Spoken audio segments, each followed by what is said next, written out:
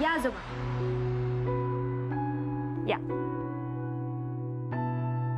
तुम्हाला कशाला आणलंस इथे मला तू? इथे बसा आणि मला सांगा तुमच्यासाठी काय ऑर्डर करू. नको नको नको, मला काही नको आहे खरंच. असं कसं आजोबा? ते बघा, कॅन्टीनचं सुधारित रेट कार्ड. आजपासून कॅन्टीनचे सगळे रेट्स कमी झाले. अरे हो, पण हे कसं काय शक्य झालं? तुम्हाला काय वाटलं आजोबा? तुम्ही सांगितलं नाही तर आम्हाला कळणार नाही का? अहो तुम्हीच काय, तुमच्यासारखं कोणीही इथे आलं ना तरी हे रेट्स खूपच महाग होते त्यांच्यासाठी.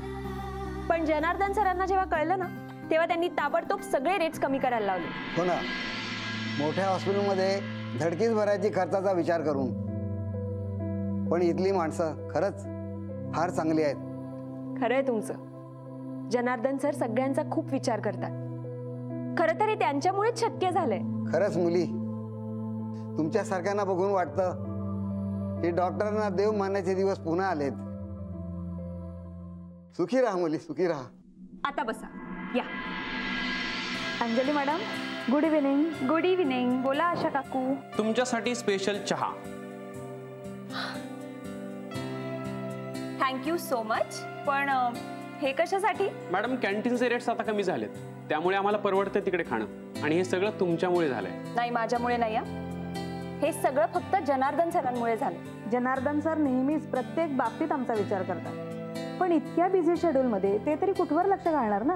बरं मॅडम, हा चहा घ्या पटकन, नाहीतर गार होईल. खास तुमच्यासाठी बनवून आणलाय, आलं घालून.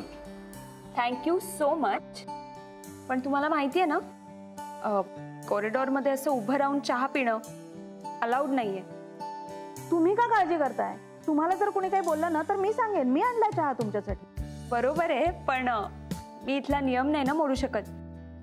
आणि आपणच बनवलेले नियम आपणच मोडले तर मग त्या नियमांना काय अर्थ राहतो?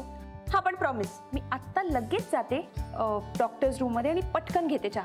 चालेल? बरोबर मॅडम, पण इथे एक घोट घ्या बस, प्लीज प्लीज, आमच्यासाठी एक घोट फक्त. ओके ओके, घेते.